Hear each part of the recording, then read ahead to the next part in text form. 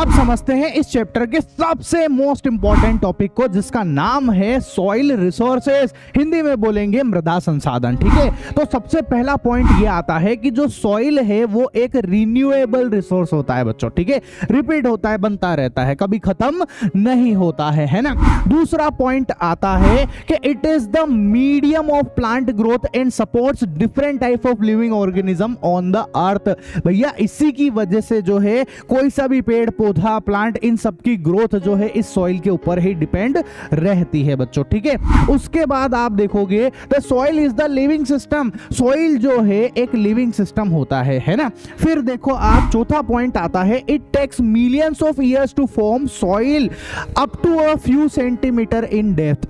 मतलब कि एक थोड़ी सी सेंटीमीटर, एक इतना सा भी सेंटीमीटर जो है जो सॉइल बनती है ना, मतलब इतनी इतनी गहराई तक, 1 सेंटीमीटर गहराई तक की सॉइल को भरने में भी बच्चों मिलियंस ऑफ ईयर्स लग जाते हैं। समझे आप बात, लाखों वर्ष लग जाते हैं बच्चों। ठीक है, उसके बाद नेक्स्ट पॉइंट आता है relief parent rock and bed rock climate vegetation and other form of life and time are important factors in the formation of soil। मतलब कि मृदा जो मिट्टी है उसके बनने के लिए बहुत सारी, चाहे वो क्लाइमेट हो चाहे वेजिटेशन हो, है ना, कौन सी तरीके की चट्टान है, टाइम है, बहुत सारी चीजों पे डिपेंड करता है जब जाके एक सॉइल बनती है बच्चों। ठीक है, उसके बाद नेक्स्ट पॉइंट आता है various forces of nature such as change in temperature, action of running water, wind and glacier activity of decomposer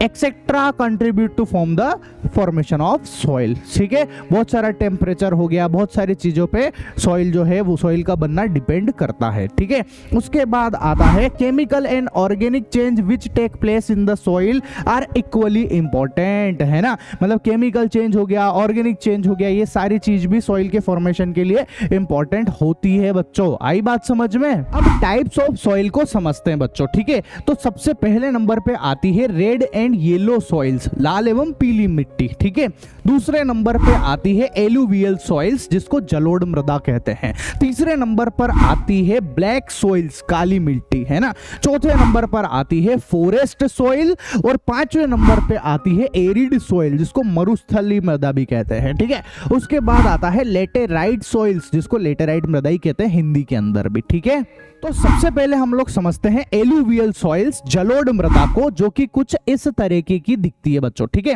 इसके अंदर पोटाश जो है वो अबंडेंस, बहुत ज्यादा मात्रा में पोटाश पाया जाता है। ठीक है, और ये जो सॉइल है ये डेवलप्ड होती है हमारे इंडस रिवर में, इंडस रिवर जिसको हिंदी में हम सिंधु नदी भी बोलते हैं। ठीक है, और गंगा रिवर में, और यहां तक कि ब्रह्मपुत्र रिवर में, इन तीनों नदियों में ये पाई जाती है। ठीक है, और इसके अंदर जो है हमारे सैंड हो गया, है ना, जैसे कि सिल्ट हो गया, और ये जो क्ले है ये डिफरेंट प्रोपोर्शन में पाया जाता है। कौन पाए जाते हैं? सैंड, सिल्ट और क्ले, ये डिफरेंट प्रोपोर्शन में पाए जाते हैं। ठीक है, और ये जो मिट्टी है इस मिट्टी के अंदर शुगर केन है ना, शुगर केन, राइस और व्हीट, इसको हम बहुत आसानी से इसकी फसल को उगाया जा सकता है बच्चों। ठीक है, अब देखो ये जो एलुवियल सॉइल्स है इसके भी दो टाइप होते हैं। दो टाइप का क्या मतलब है मैं सिंपल सा बताता हूं आपको, है ना। अगर एलुवियल सॉइल्स पुरानी हो जाती है, कैसी पुरानी हो जाती है, जैसे ये दिख रहा है यहां पे, ये पुरानी हो गई तो इसको बांगर बोलते हैं, और नई एलुवियल सॉइल्स को हम लोग खादर बोलते हैं बच्चों। आया समझ में। अब आप देखो ये हमारे इंडिया का मैप है और इसमें ये बता रहा है कि इसमें कौन सी मिट्टी कहां पर पाई जाती है। तो आप देखो ये जो ग्रीन वाला एरिया है ना, ये है हमारी पर्वत और वन, मतलब कि फॉरेस्ट वाली। कौन सी मिट्टी है? ये फॉरेस्ट सॉइल है। ठीक है, अच्छा, फिर ये जो लाइट ग्रीन वाला एरिया है ये है हमारी एलुवियल। कौन सी है? ये एलुवियल, जलोढ़ मिट्टी है। ठीक है, फिर ये जो लाल और पीली वाली कौन सी? ये वाला हिस्सा, ये जितना भी रेड वाला दिख रहा है ये हमारी जो है रेड और येलो मिट्टी को रिप्रेजेंट करता है ना। उसके बाद ये जो हमारा हिस्सा दिख रहा है ये वाला, ये ब्लैक मिट्टी है। कौन सी मिट्टी है ये ब्लैक मिट्टी वाला रीजन है जिसमें मध्य प्रदेश वगैरह सारी एरिया आ जाते हैं इसमें, है ना। इसके बाद ये वाला जो रीजन दिख रहा है ये लेटेराइट वाला है। ये देखो आप, ये इधर इधर का जितना भी दिख रहा है ये सारी की सारी लेटेराइट वाली है ना। और ये वाला जो एरिया है ये देखो आप, इधर इधर इधर ये सारी की सारी जो है शुष्क मिट्टी है बच्चों। कौन सी है ये? शुष्क मिट्टी होती है। दूसरी आती है ब्लैक सॉइल बच्चों। जो ब्लैक सॉइल है वो काली रंग की दिखती है, इसलिए इसका नाम पड़ गया ब्लैक सॉइल, ठीक है। अब ये जो ब्लैक सॉइल है इसके अंदर टिटेनिफेरस मैग्नेटाइट एंड फॉसिल जो है वो अबंडेंस प्रचुरता में पाए जाते हैं बच्चों। फॉसिल मतलब जीवाश्म, ठीक है। अच्छा, और ये जो मिट्टी है ये बेसल्ट नाम की एक रॉक है, एक चट्टान है, उसके ब्रेकेज से, उसके टूटने की वजह से ये मिट्टी का फॉर्मेशन होता है बच्चों, ठीक है। अच्छा, और ये जो मिट्टी है ना, इस मिट्टी में सबसे ज्यादा जो है मतलब बहुत अच्छे से, है ना, कॉटन मतलब कपास, इस कपास की खेती इसमें सबसे बढ़िया तरीके से हो सकती है, ठीक है। और ये मिट्टी जो पाई जाती है हमारे महाराष्ट्र में, है ना, सौराष्ट्र में, मालवा रीजन जहां मैं रहता हूं, ठीक है। मैं मालवा रीजन का हूं, हमारे चौमेला का हूं, ठीक है। ऐसा तो मालवा में पाई जाती है, मध्य प्रदेश में पाई जाती है एंड छत्तीसगढ़ के अंदर पाई जाती है ये मिट्टी। आया समझ में? तीसरे नंबर पे आती है रेड एंड येलो सॉइल। ये रेड और येलो इसलिए है क्योंकि इसके अंदर आयरन जो है वो प्रचुर मात्रा में, अबंडेंस क्वांटिटी में पाया जाता है, इसलिए ये रेड और कहीं कहीं पर येलो होती है बच्चों, ठीक है। अच्छा, दूसरी बात ये है कि ये जो मिट्टी है ये एसिडिक नेचर की होती है। कैसे नेचर की होती है बेटा?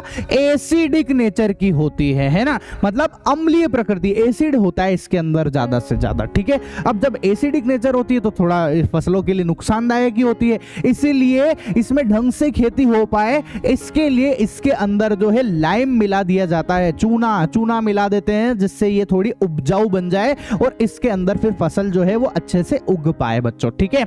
ये कहां पर पाई जाती है? ये ओडिशा में, छत्तीसगढ़ में, middle Ganga plains and the mountains of Garo, Khasi and Jaintia के पहाड़ों में पाई जाती है, ठीक है। अब समझते हैं हम लोग लेटेराइट सॉइल के बारे में, है ना। ये जो लेटेराइट सॉइल है उस एरिया में ज्यादा पाई जाती है जहां पर बहुत भयंकर तरीके से हेवी रेनफॉल हो रहा हो, बारिश वगैरह बहुत ज्यादा होती हो, या फिर जहां का टेम्परेचर जो है वो बहुत ज्यादा हो, वहां पर ये लेटेराइट सॉइल पाई जाती है बच्चों, ठीक है। इस सॉइल के अंदर हम लोग काजू और चाय इन दोनों की खेती बहुत अच्छे से कर पाते हैं। अब ये सॉइल कहां मिलती है? तो जैसे ये मिलती है हाईली एरियाज, है ना, हिली एरियाज, कर्नाटक हो गया, केरला हो गया, तमिलनाडु हो गया, मध्य प्रदेश हो गया, ओडिशा हो गया, असम हो गया, इसमें ये पाई जाती है। फिर आता है एरिड सोइल। एरिड सोइल को हम लोग मरुस्थलीय मृदा भी बोलते हैं, रेगिस्तानी मिट्टी भी बोलते हैं, ठीक है। ये भैया रेड एंड ब्राउन कलर की होती है ना। ये सैंडी एंड सेलाइन मतलब कि रेतीली होती है बच्चों, ठीक है। और due to the heavy climate and high temperature the rate of evaporation, मतलब कि इसमें इवापोरेशन की रेट बहुत ज्यादा होती है। ऑब्वियस सी बात है यार, इतनी गर्मी पड़ेगी तो अच्छी चीजें उड़ जाती है भैया, अच्छी चीज सूख जाती है, तो मिट्टी क्या चीज है ना। मतलब कि हेवी रेनफॉल की वजह से यहाँ पर इवापोरेशन बहुत हाई होता है, ठीक है। अच्छा, low humus and moisture content, moisture content भी बहुत कम होता है यहाँ पर, है ना, नमी नहीं होती इस मिट्टी के अंदर ज्यादा, ठीक है। Can be made fertile by proper irrigation management, मतलब कि इसको आप प्रॉपर तरीके से इसमें सिंचाई वगैरह करोगे तो फिर ये फर्टाइल बन सकती है। अब आता है फॉरेस्ट सॉइल, जिसको माउंटेन सॉइल भी बोलते हैं बच्चों, ठीक है। क्यों? क्योंकि ये माउंटेन में पाई जाती है इसलिए, ठीक है। दूसरा पॉइंट है change in formation according to mountainous environment. ये मिट्टी जो है माउंटेन के ऊपर अगर एनवायरनमेंट में चेंज होगा तो भैया मिट्टी में भी चेंज आने लग जाएगा, ठीक है। तीसरा पॉइंट है soil in river valleys are loamy and silty. Loamy and silty होती है ये, ठीक है। लोमी एंड सिल्टी का मतलब होता है दोमट और सिल्टदार, ठीक है। अच्छा, उसके बाद आप देखो free of acidic and humus, इसके अंदर जो है एसिड वाला नेचर जो है वो कम होता है और ह्यूमस भी कम होता है, ठीक है। The soil found in the lower parts of the valley particularly on the river terrace and alluvial fans are fertile. कहने का मतलब ये है कि जैसे ये एक पहाड़ है ना, तो इसके जो नीचे वाला हिस्सा है वो तो ज्यादा फर्टाइल होगा और ऊपर वाला हिस्सा जो है वो लेस फर्टाइल होगा, कम फर्टाइल होगा। ऐसा क्यों है? क्योंकि भैया जो बारिश वगैरह होती रहती है ना, तो वहां से जो मिनरल्स है वो बह के नीचे आ जाते हैं, इसकी वजह से नीचे वाली जगह जो है वो ज्यादा फर्टाइल होती है। आया समझ में? समझते हैं हम लोग सॉइल इरोजन को। तो देखो जो मिट्टी है ना, जो सॉइल, उसके कटाव और उसके बहाव की जो प्रक्रिया है उसको हम लोग बोलते हैं सॉइल इरोजन बोलते हैं बच्चों, ठीक है। अच्छा, अब ये जो सॉइल इरोजन है ना, इसकी वजह से इस मिट्टी की फर्टिलिटी जो है वो खत्म होती जाती है, नष्ट होती जाती है बच्चों, ठीक है। अब जो सॉइल इरोजन होता है वो 3 टाइप का होता है ना। एक होता है गलीज या रवाइंस भी बोलते हैं इसको, और हिंदी में अवनलिका बोलते हैं ना। दूसरा होता है शीट इरोजन, जिसको चादर अपर्दन बोलते हैं, और तीसरा होता है विंड इरोजन, हवा अपर्दन बच्चों, ठीक है। तो अब समझते हैं हम लोग सबसे पहले गलीज या रवाइंस को, जिसको अवनलिकाएं भी कहते हैं, ठीक है। तो जो रवाइंस है वो देखो आप कुछ इस तरीके का ऐसे गड्ढा बन जाता है, ऐसे नालियां टाइप बन जाती है बच्चों, है ना। इसको हम लोग बोलते हैं रवाइंस या गलीज, मतलब कि चंबल रीजन के अंदर तो इसको रवाइंस बोलेंगे और नॉर्मल तरीके से इसको गलीज बोलेंगे बच्चों, ठीक है। तो क्या बोला? The running water cut through the clayey soils and make deep channel as gullies. बहुत सारे से डीप से गड्ढे हो जाते हैं, इसको गलीज बोलते हैं। The land become unfit for cultivation and is known as bad land, है ना।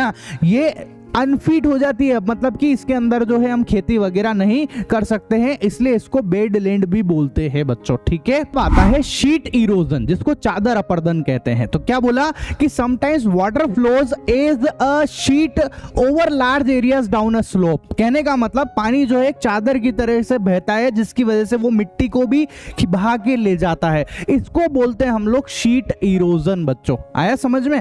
इसके बाद आता है हमारे पास विंड इरोजन, पवन अपवर्दन, मतलब कि बहुत ज्यादा जो तूफान आंधियां चलती है उसकी वजह से मिट्टी जो है बह के निकल जाती है, उड़ के चली जाती है, और इसको हम लोग बोलते हैं बच्चों विंड इरोजन, ठीक है।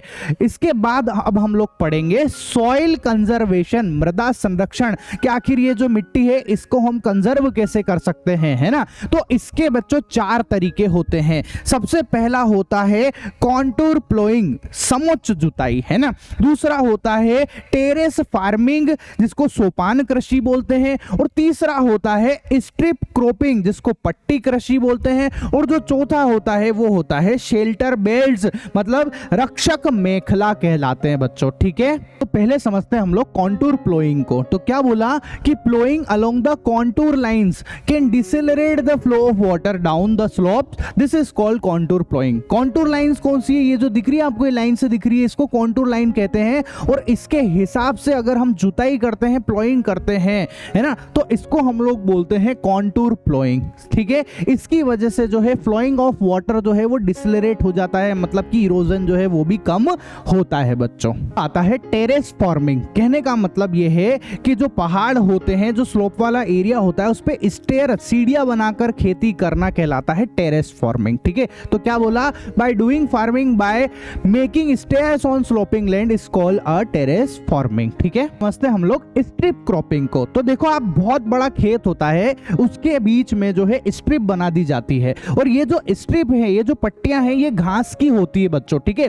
और ये क्या करती है कि जो हवाएं चलती है बहुत खतरनाक वाली, मतलब जो विंड चलती है, उसकी वजह से जो इरोजन होता है, उस इरोजन को ये कम करती है बच्चों। आई समझ में बात?